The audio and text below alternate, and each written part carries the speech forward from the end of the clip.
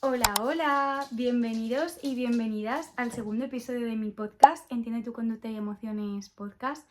En el episodio de hoy hablaremos sobre todo lo que ocurre dentro de la consulta de psicología.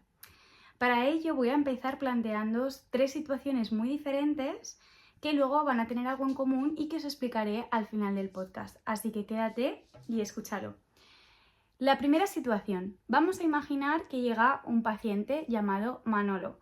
Manolo llega como todos los jueves a las 11 de la mañana y resulta que se sienta en el sitio en el que se sienta siempre. Lo primero que yo hago, nada más entrar en consulta, es preguntarle que qué tal está, que cómo ha ido la semana, y como siempre me responde con un bien. A lo cual yo le digo, vale, pero ¿qué quiere decir bien exactamente? Esto es algo que hacemos mucho los psicólogos, porque sabemos que bien puede significar muchas cosas, o querer tapar que realmente no estamos bien, o puede ser que bien signifique que estamos tranquilos o que estamos alegres. Es decir, hay una tonalidad enorme de emociones agradables que pueden significar que yo estoy bien. Por lo tanto, a mí bien no me da ningún tipo de información. Entonces le pido que por favor intente especificarme un poquito más. Y me dice que bueno, que está tranquilo, que le sirvió la sesión de la semana anterior y que le ayuda mucho a hablar sobre su historia. Entonces empezamos la sesión retomando por donde nos habíamos quedado en la semana pasada. Y es que estábamos haciendo un ejercicio que se conoce como línea de vida. La línea de vida es como un eje cronológico de todos los acontecimientos que ha vivenciado una persona a lo largo de su vida, generalmente significativos, calificándolos como positivos o negativos. Esto a mí como terapeuta me da mucha información porque evidentemente me ayuda a ver no solo las herramientas que tiene mi paciente y los diferentes acontecimientos por los que ha pasado y en consecuencia por qué a día de hoy presenta esas conductas, sino que también me da información en cuanto a, pues por ejemplo, si hay un momento vital en el cual ha escrito solo un acontecimiento, si de repente de un año para otro ha escrito un montón de cosas y luego en 4 años no ha escrito absolutamente nada. Esto evidentemente puede significar en algunos casos, no en todos porque no vamos a generalizar, una señal de trauma, ¿vale? O de no integrar la información. Entonces yo me guardo este primer casito y pasamos al siguiente, ¿vale? Vamos a suponer una segunda situación. En este caso hablamos de Lucía. Lucía es una chica que empieza terapia conmigo porque dice que siente muchísima ansiedad, que se siente presionada desde el colegio, desde casa, que bueno, que siempre ha tenido la sensación de que tenía que hacerlo todo súper bien, perfecto, y que si no era así, pues que parecía que no servía para nada. Curiosamente, yo trabajo con Lucía utilizando objetivos con los que trabajamos de sesión en sesión. De tal forma que yo le digo, vale, estos son objetivos, no son tareas, no son deberes, si no los haces no pasa absolutamente nada, si no has tenido tiempo para hacerlos no pasa absolutamente nada y si no podemos retomarlo en la siguiente sesión. También puede ser que yo como terapeuta haya mandado unos objetivos que quizás no encajan con lo que estemos buscando y entonces tenga que corregirlo y puede ser que sea yo la que en ese momento se tenga que responsabilizar. Pero lo llamativo para mí con Lucía es que curiosamente ella traía todo lo que hablábamos en sesión, todos esos objetivos y mucho más. Es decir, lo ponía en colores bonitos. Si por ejemplo le pedía que escribiera una carta de 3 hojas, hacía una carta de 10 hojas. Era como todo muy llamativo. Evidentemente, explorando un poco su historia familiar, me doy cuenta de que en casa parece que Lucía siempre se ha sentido vista por sus notas, por su expediente académico, por sacar muy buenas notas, por ser la que más destaca de la clase, y esto es algo que sus padres pues siempre han destacado de ella. Sin embargo, no han sabido ver que quizás Lucía también es una chica cariñosa, es una chica amable, es una chica a la que le gusta bailar.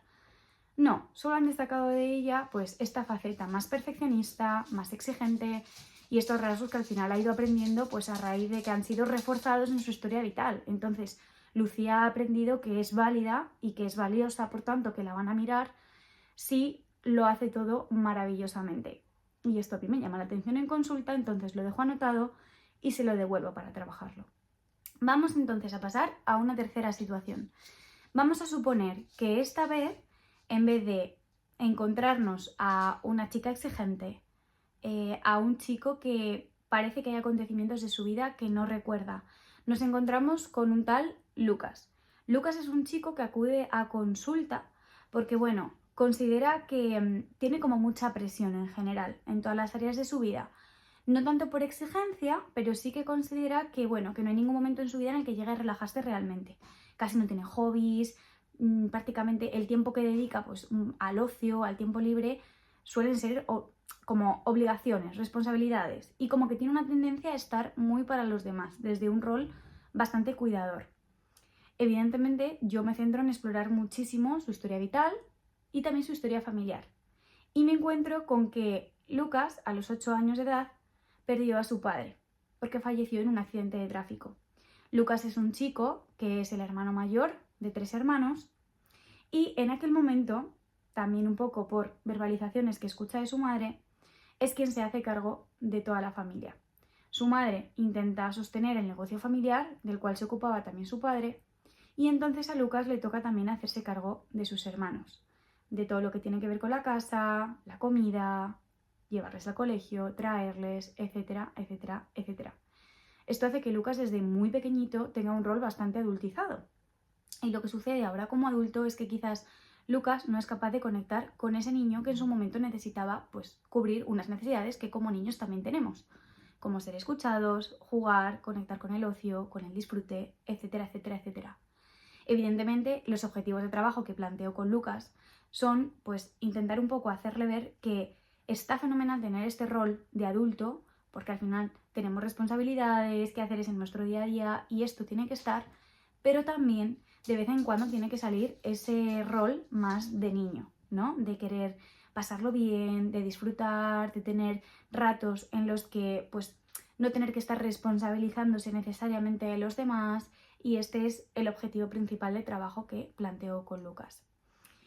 Y claro, ¿por qué os traigo estas 3 situaciones? Básicamente porque todo lo que sucede dentro de la consulta de psicología no es todo lo que sucede dentro de la consulta de psicología. Os explico. Si os fijáis, normalmente cuando la gente habla de psicólogos dice, bueno, está genial ir al psicólogo, pero también hay muchas otras personas que tienen el argumento de, bueno, pues que ir al psicólogo es como hablar con tu amigo o con tu amiga. Para eso mejor no vayas. Bueno, pues bajo mi punto de vista, evidentemente, esto no es verdad, ni bajo el punto de vista de muchos otros, de todos los psicólogos y muchas otras personas, pero os voy a explicar el porqué. Es verdad que normalmente cuando vamos al psicólogo lo que buscamos es una persona que nos escuche, que valide nuestra historia personal, que nos dé un punto de vista diferente, más objetivo, más empático, que esté presente, básicamente, como quizás puede ser que no lo hayan estado otras personas en nuestro pasado. ¿Qué pasa? Que el estar presente no implica solo y necesariamente escuchar a lo que nuestro paciente nos está transmitiendo de manera verbal, sino también atender a otras señales que son importantes. Y estas señales también son las que pues, muchas veces los terapeutas apuntamos en nuestra libreta de notas, que os preguntaréis, pues ¿qué apuntamos ahí? Pues es básicamente también parte de esto.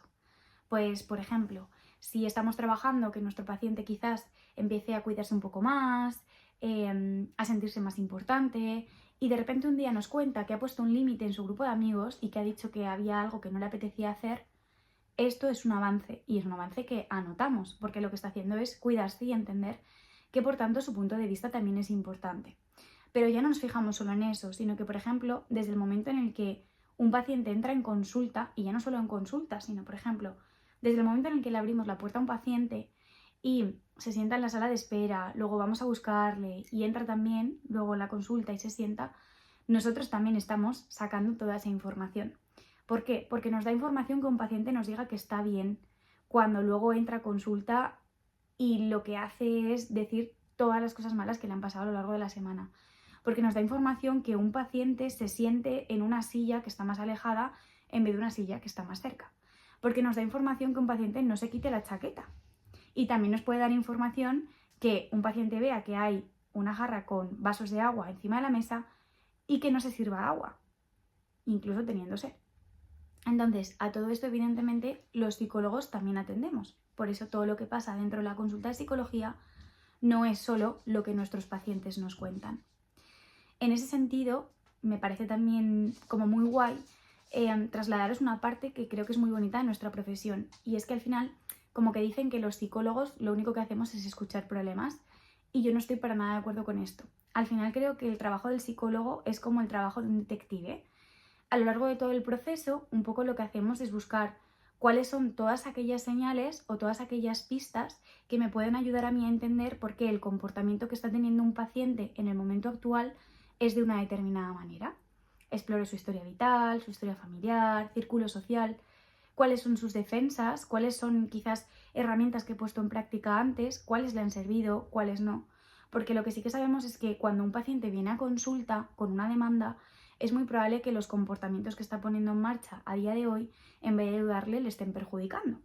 Entonces, esos mismos comportamientos que aprendió por situaciones del pasado, puede ser que en el pasado le ayudasen y hay que entender por qué. Y desde aquí es donde trabajamos.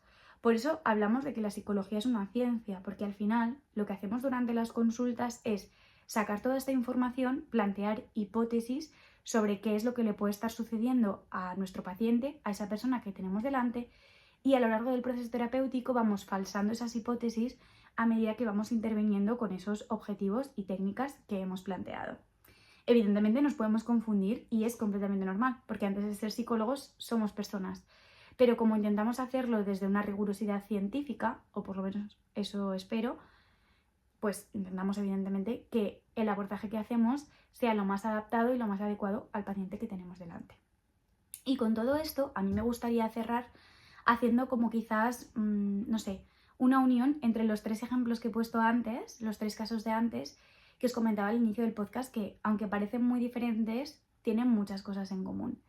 Y es que resulta que hace tiempo un psicólogo conocido como Lambert, no sé, como que le picó un poquillo el gusanillo y quiso investigar sobre cuáles eran los factores que influían sobre el bienestar de los pacientes para que un paciente mejorase en terapia.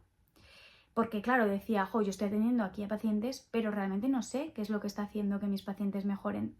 Yo he aprendido muchas herramientas y las estoy aplicando, pero quizás a veces me doy cuenta de que no las estoy aplicando como yo me había planificado y aún así mis pacientes están percibiendo mejora. Entonces Lambert se puso a investigar y lo que encontró es que había 4 factores que influían fundamentalmente sobre la mejora de los pacientes en terapia. El primero de ellos era el que tenía que ver, evidentemente, con el efecto placebo, por encontrarnos simplemente en un proceso de psicoterapia. Ya hay muchas personas que dicen, pues después de haber dado este paso, probablemente el proceso de terapia sea mucho más fácil. También nos podemos encontrar, evidentemente, con factores extraterapéuticos. ¿Qué es esto? Pues cosas que pasan fuera de la terapia que hacen que un paciente o una paciente mejore y que no dependen de mí como terapeuta.